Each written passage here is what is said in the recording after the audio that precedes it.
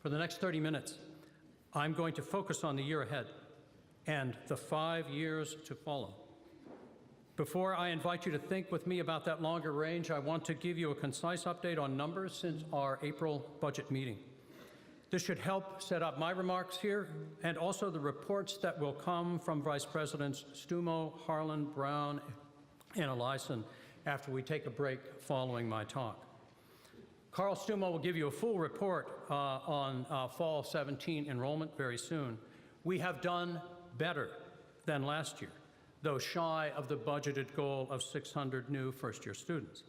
Net tuition revenue, revenue from room and board, and funds from gifts and investments indicate that we can make a modest increase to our salary pool, and a decision about that increase will be made in early September. Given recent past and current enrollment of first-year students, we will set the target for next year, for fall of 2018, at 575 new domestic first-year students rather than 600. If we hit 575 next fall and continue to do so, we will have about 2,170 students in 5 years rather than 2,290 if we were to use the number 600. Since the low point for new first years at Concordia in fall of 2015, we have gained 5% a year in new first-year students, 10%, of course, over the 2 years, moving from 520 to 545 to 573 this morning. Last year, most of that gain was in an increase of new international students after spectacular work by our colleagues there. This year, that international student gain held, and all of our gain is in new U.S. students. Not only Vice President Stumo, but the full cabinet believe that 575 is a number that is both realistic and demanding of smart, hard work on all of our parts. That lower number, together with commitments that we have made and plan to make in diversity, in student learning and faculty development, in compensation, in the role of athletics, in enrollment, and in fundraising, that lower number means that we will need to close a funding gap a funding gap for next year's budget and the years to follow. We will undertake that project together, starting in September. And now something about endowment. Valued at $118.8 million, Concordia's endowment now stands at its highest point ever, up from $84 million in 2011 when I first joined you. And this is not because of me, but it's because of the devoted donors, the skill of our advancement leadership, and the wise investment of our funds. Though pleased with that growth, we are far from satisfied. And I want to mention two things that we are doing to increase that growth. First of all, after a thorough vetting process, we've now engaged a new investment consultant to help lead us to still stronger returns on our endowment funds. And at homecoming this year, on the 29th of September, we'll launch the public phase of our fundraising campaigns, which will call all who love this college to rise together to influence the affairs of the world. More from Carl, Teresa, and Linda, and Eric at the conclusion of my talk. So now, I'd like to talk about the next 5 years together with you this morning. My end goal for this year is to place before the Regents in May of 2018 a renewed plan for Concordia over the 5 years to follow. It's a plan that needs to be faithful to the plan for the last 5 years, whole self, life, and world, and it at the same time needs to be a map for change as we position Concordia to flourish in mission. Our immediate goals for this year I scarcely need to recite, but I'll go over them quickly. We will open the Integrated Science Center next week. Linda is smiling. We will launch PEAK for the class of 2021, the class entering this fall. We will advance the diversity initiative with new leadership and with the whole of the Concordia community. We will formulate Concordia's integrated climate commitment, signed this past April. We will advance the new ventures and related projects now underway. And to promote that advancement, I'm pleased this morning to announce that Rebecca Amundsen, who has served us so well in academic affairs as our budget and planning director, that Rebecca will become the executive director for continuing studies and outreach for Concordia College, overseeing both individual project leaders for non-degree new ventures and the closely related work of conferences and events. Please join me in thanking Rebecca Amundsen.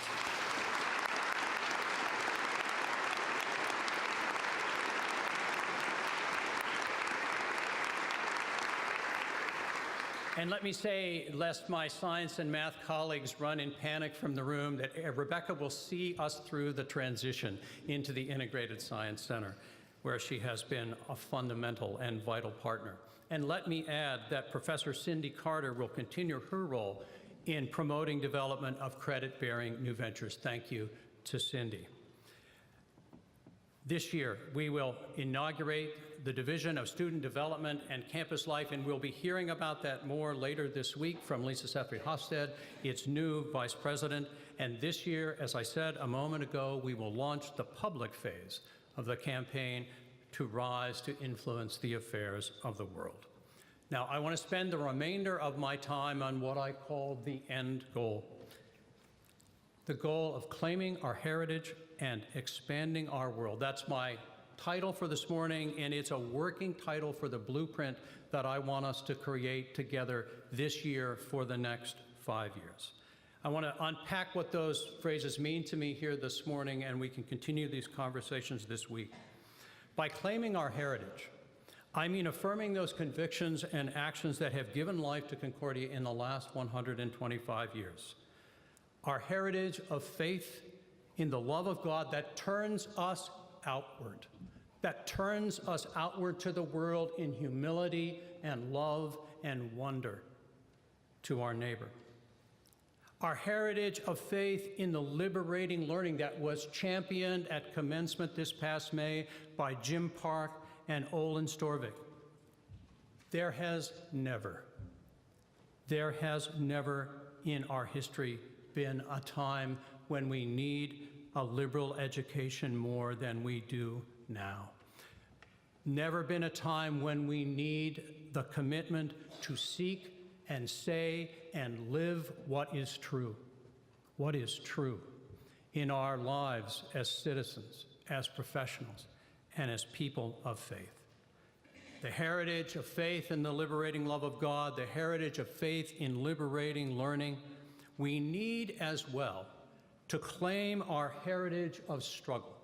And I'd like to show you another picture now, if I can. Some of you may recognize that picture. That's from the 1976 Concordia Yearbook. The occasion for this picture is a strike by the African American students of this college and their supporters. The occasion for the strike was a proposal to tear down the house where the Black Student Union lived, and the confrontation that followed. We need to claim our heritage of struggle, our recognition that to do what is good is difficult. To do what is good invokes tension. To do what is good will mean that we will mean well sometimes and mess up, but we will work together. I know that we are one in this room and at this college, and I can assure you that this is true of our Alumni Council and of our Board of Regents. We are one in support of the diversity initiative begun last year, and we will be one as we work forward in struggle and in faith to complete it. Next, we need to claim our heritage of enterprise. Our heritage of enterprise in the face of challenge and change. Those of you who have listened to me on this occasion in previous years know that I love to go back and read the history of Concordia College in Carol Englehart's definitive volumes, but also in other memoirs found in our archives. And I want to share a few things with you that some of you may know, but some of you may not. When the Depression hit the United States and Concordia College in the 1930s, the Norwegian Lutheran Church threatened to close Concordia down. He was going to keep 2 colleges open. We weren't one of them. And then it was, I won't tell you who they are, but they're down the road. And we'll get them later.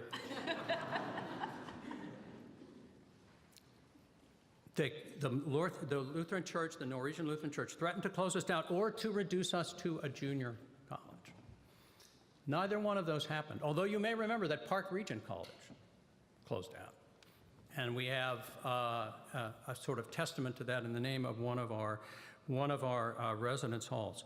We weren't closed, but the church cut its contribution to us by 30%, which was real money at that time. A combination of aggressive recruiting and fundraising, and I mean aggressive. I think we had people, well, there wasn't I-94, but whatever that road was, stopping recruiters from Gustavus and St. Olaf from coming any further beyond Fergus Falls into our territory. A combination of aggressive recruiting and aggressive fundraising, together with some sharp economies on campus, saw us through that Depression time. And during World War II, did you know this? During World War II, our enrollment dropped by 33%. 33%. A higher percentage of women who enrolled during the war helped to save us. And our adaptation to offer specialized training programs that both supported the war effort and added to our bottom line helped to see us through.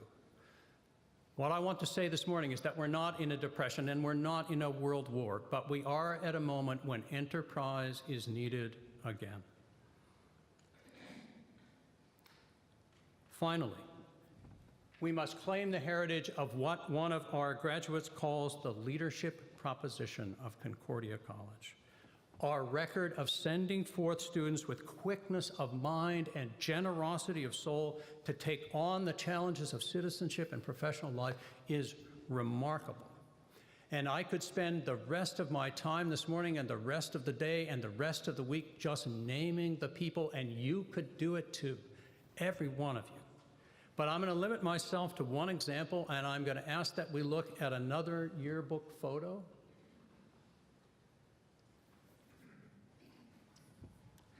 So I don't know if you recognize anybody there, but the guy on the right with the out-of-fashion checked shirt and the long hair and the mustache is the chair of the Board of Regents of Concordia College.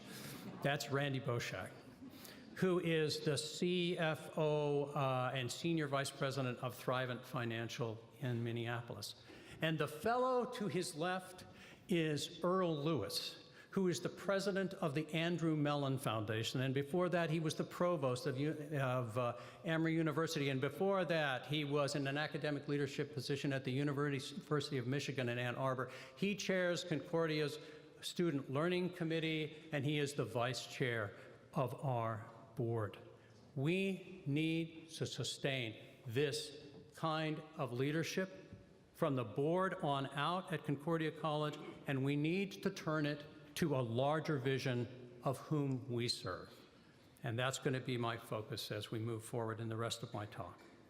So, claiming our heritage, now expanding our world. I mean what I think Carl Bailey would say. If he were here with us this morning, I mean that we need to ask the question, what world or what worlds should we serve?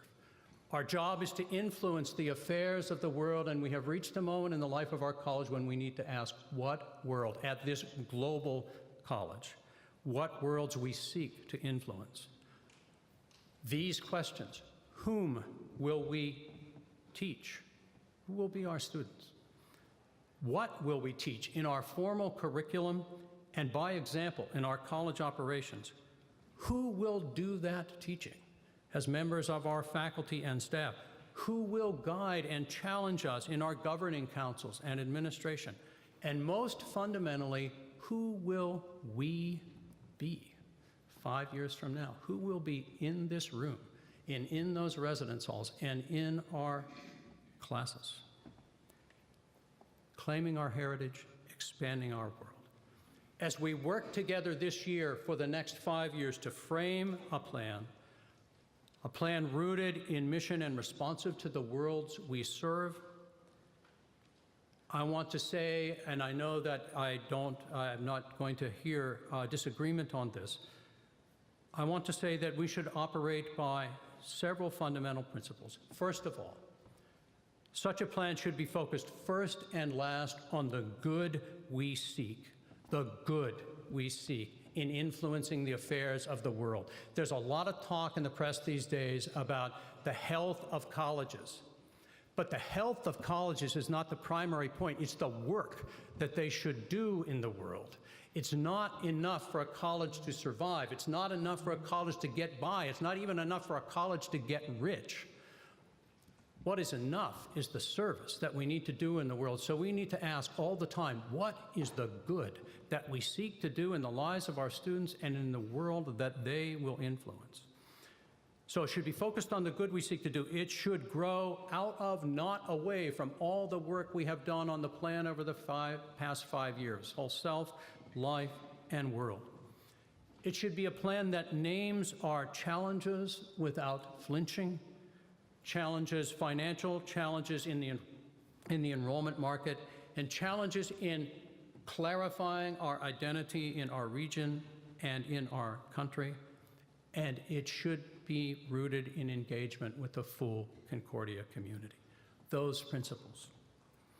Now, what I'd like to do is to sketch out, and that verb was chosen on purpose, sketch out, 5 branches of that plan that I envision and that all of us would work on together and that are subject to revision throughout this year. And I think you can see them above my head. I'm going to stop talking for a minute and let you just read them.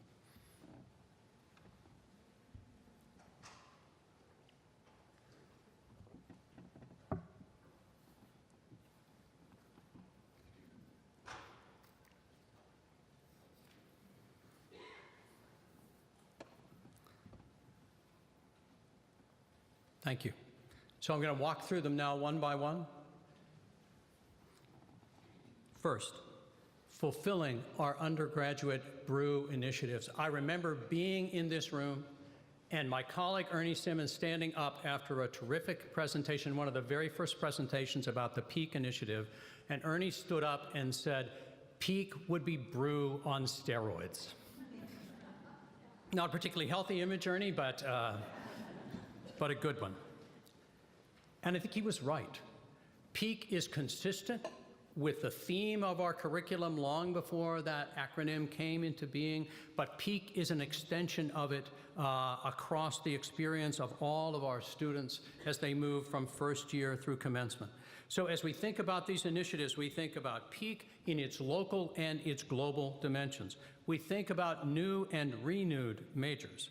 We think about the career initiative, we think about the now unified work of student development, and we think about our commitments to faith in learning and faith in action, including the wonderful interfaith enterprises of this college. Second branch, implementing new ventures to extend mission and revenue. When I talked this morning about expanding our world, this is part of what I mean. New ventures should be consistent with our mission. And right now, I want to show you, if I can, a picture. Is that there?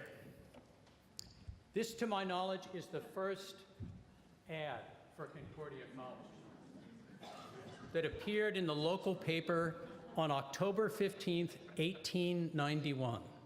You can find it in Carol Engelhardt's book. If you haven't, his first volume of the Concordia history. It's a fascinating ad, and in many, many ways.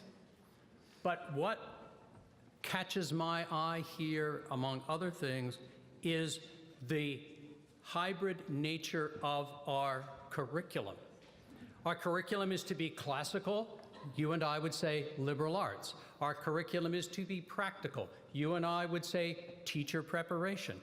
Our curriculum is to teach business. You and I would say business.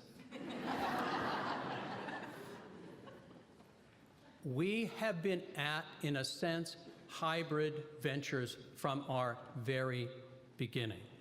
We affirmed a few years later when one of our early leaders tried to drop everything but the business curriculum, we affirmed emphatically that we are a liberal arts institution, and at the same time that we would have this mix of offerings at this college from the very start. In my judgment, new ventures present opportunities to us. They present opportunities to extend our revenue, and I would affirm here in your presence this morning that we will start no new venture unless we have done a study that indicates that it has a very substantial chance of returning funds to the bottom line of the college as a whole, including and most centrally undergraduate learning. So an opportunity in revenue, an opportunity to influence the affairs of our region more wisely than we have. I think we're only beginning to discover the good that can be done, for example, through the executive education program that we launched this last May to such good reviews. The opportunity to enhance diversity in the kinds of students who come and learn at this college. At the Board of Regents meeting, when the idea of new ventures was introduced, Faye Ferguson, 73 graduate of Concordia College, African-American who came to us as a student from Indiana, stood up and said, I hope we don't forget that new ventures is a diversity opportunity for Concordia. We won't, Faye, I promise. And it's an opportunity as well to deepen and grow our relationships with nonprofit and for-profit partners with whom we have common cause.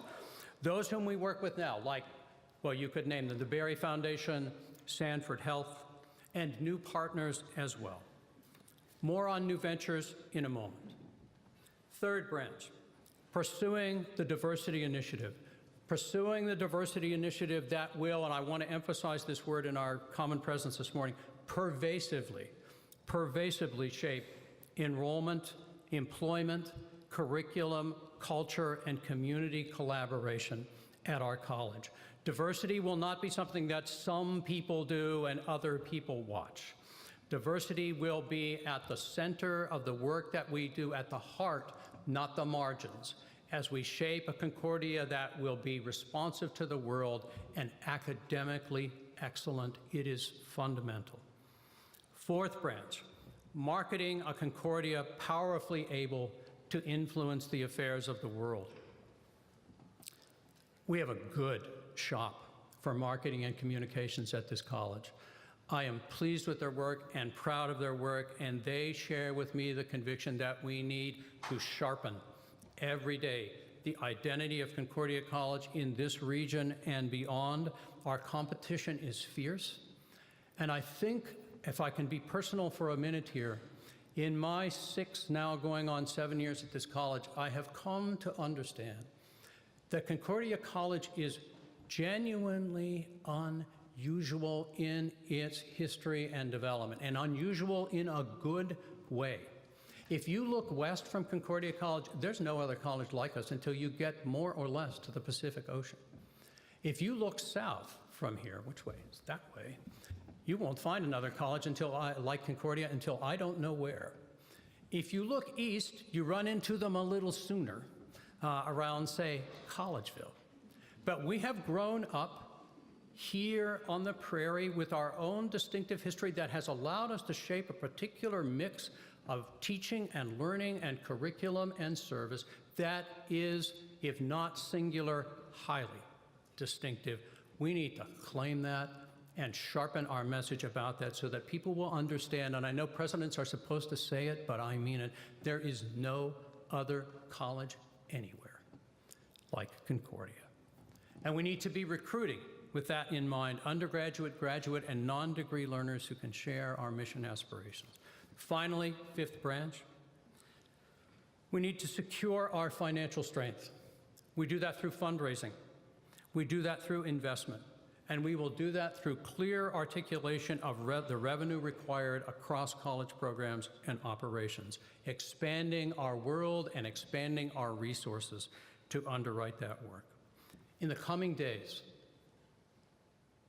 everyone in this room, and those grads and friends and councils not with us here this morning, everyone will be invited to frame and hammer out that plan for Concordia's future. Now, before I move to my conclusion, I want to take a closer look at one of those branches. That's New Ventures. You'll see over my head the board resolution that I sent to you at the beginning of the summer, passed unanimously by our Board of Regents in May, and I'll give you a moment once again to read it.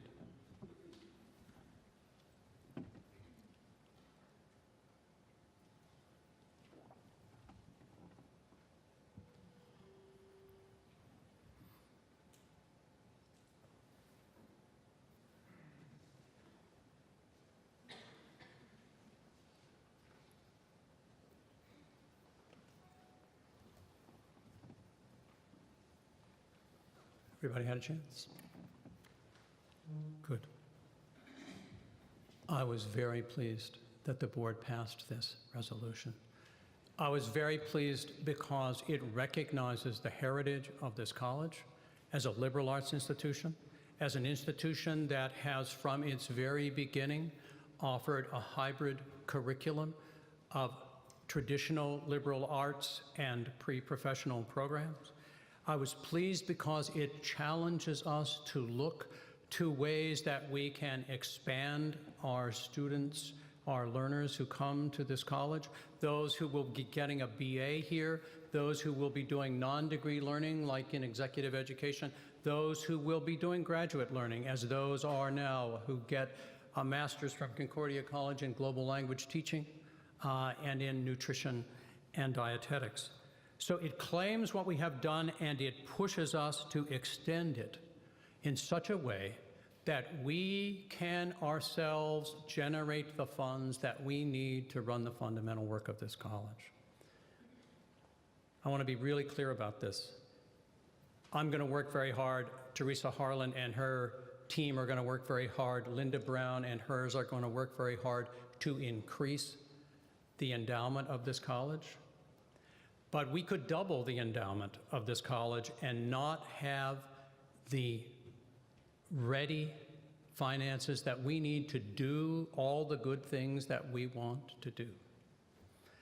And we don't want to stop doing those things. We want to do them, and we want to do them very well. So what I'm saying, I'm trying to be as clear as I know how to be, is that New Ventures is in effect a way for us to fund ourselves. Is that clear? To fund ourselves through the enterprises that we run so that we will have the money coming to the bottom line of this college to do the work that we want and need and long to do together. So I'm going to give you an example of this and something that the Cabinet has been working on this summer and that I promise you will be unpacked for you throughout the year. This summer, there was a great deal of Cabinet conversation about opportunities for Concordia College in the health sciences, in the applied health sciences, that would build on our longstanding reputation for pre-med, for pre-dental, for nursing, for nutrition, and at the same time add programs that would be compatible with our mission and extend our revenue. And so this July, a combined group of Concordia Regents, faculty, and Cabinet members visited Carroll University in Waukesha, Wisconsin. We got connected with Carroll because its retiring president, Doug Hosted, is a 1970 graduate of Concordia College, and I have known him for several years, and he invited us to come and visit. Carroll has had a series of health science graduate programs for almost 20 years now. And what we saw, and I want to be very clear here, I don't want us to become Carroll University. I want us to learn from that university and from others like it that have been enterprising in smart ways. What we saw at Carroll, and I'm not going to get too far into the weeds, but I want you to get some sense of this. What we saw of Carroll is the revenue value of graduate programs, where there is no discounting of tuition. That got my attention. What we saw at Carroll was the magnet that those graduate programs can be to draw undergrads to enroll. and not just undergrads who are in, say, pre-nurse practitioner mode, but from across the disciplines of the college. There is, as they say at Carroll, a tail behind those graduate programs. We saw the importance of time-limited but thoughtful feasibility studies before something is launched.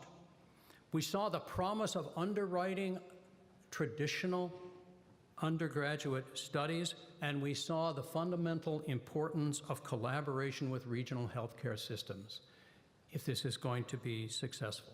So, we are going to launch this fall feasibility studies for graduate health science programs.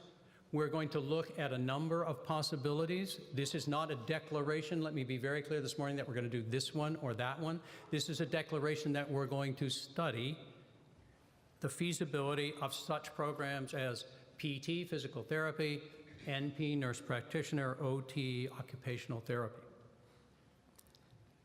And we will do further study this year. We will focus opportunities that could arise through the Offutt School of Business, opportunities that could well draw on the strengths of our faculty across the college, and other programs may be studied as well in response to the May 2016 New Ventures Report. And I want to say one other thing here before I turn to my conclusion. I fully understand and affirm the necessity of two things as we do this work. One is due attention to college governance. If we create graduate programs, the Faculty Senate must approve those graduate programs.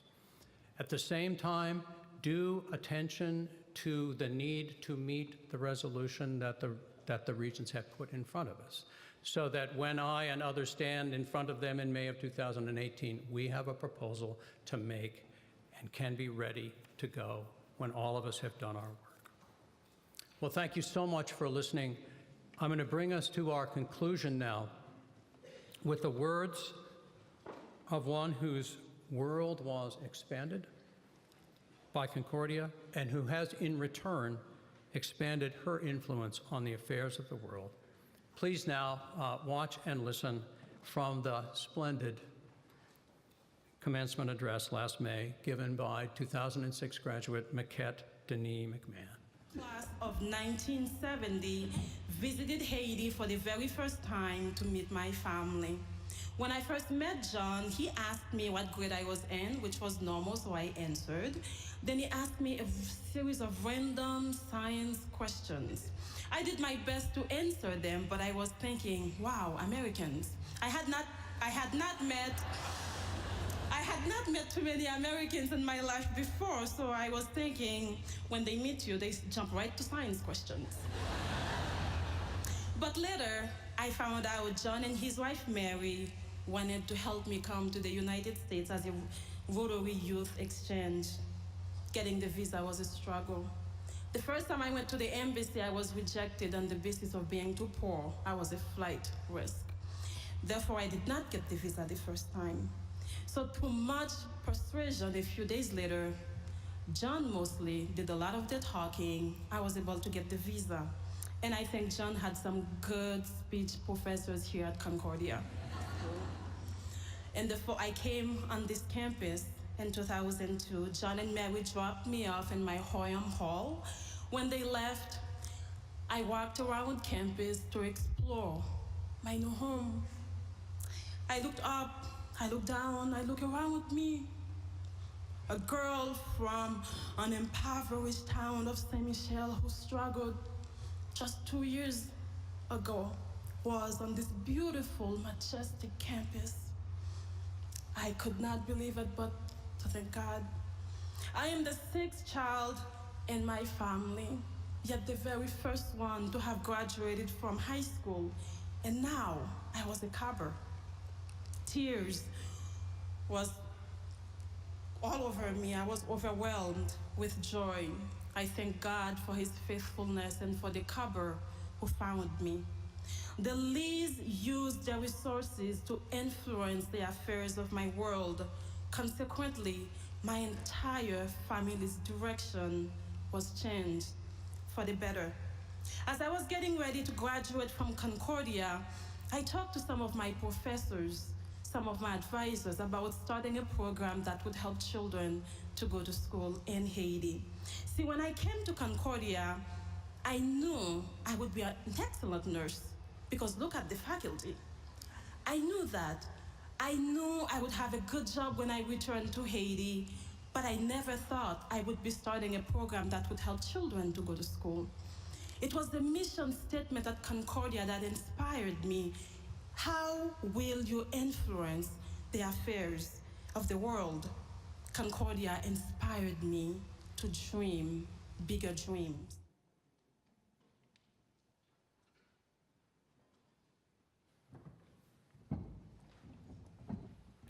I watched that speech quite a bit this summer. And I know that some of you know that I met Maquette my very first summer here when she walked into my office and told me her story.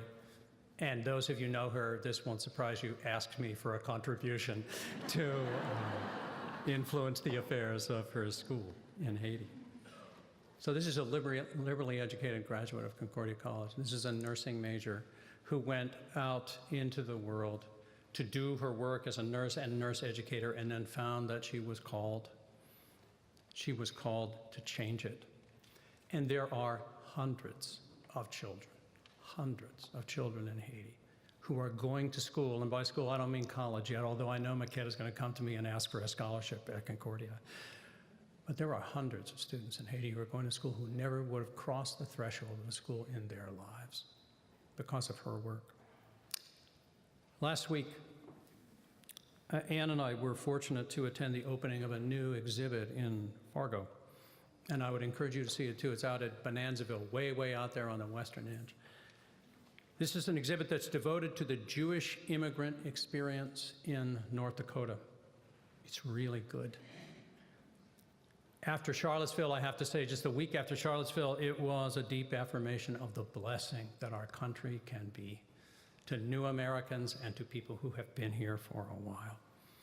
Speaking at that event, Rabbi Yonah Grossman told us that immigration in the 19th century and our coming together that night across the diversity of our community in Fargo-Moorhead, that they together were a mitzvah, a good thing to make the world a more godly place. Maquette's education here and her work now to influence the affairs of the world are a mitzvah. And so must all of our endeavors be as we claim our heritage at this college and expand our world. Blessings on you this year and on the work we do together. Soli Deo Gloria. Thank you.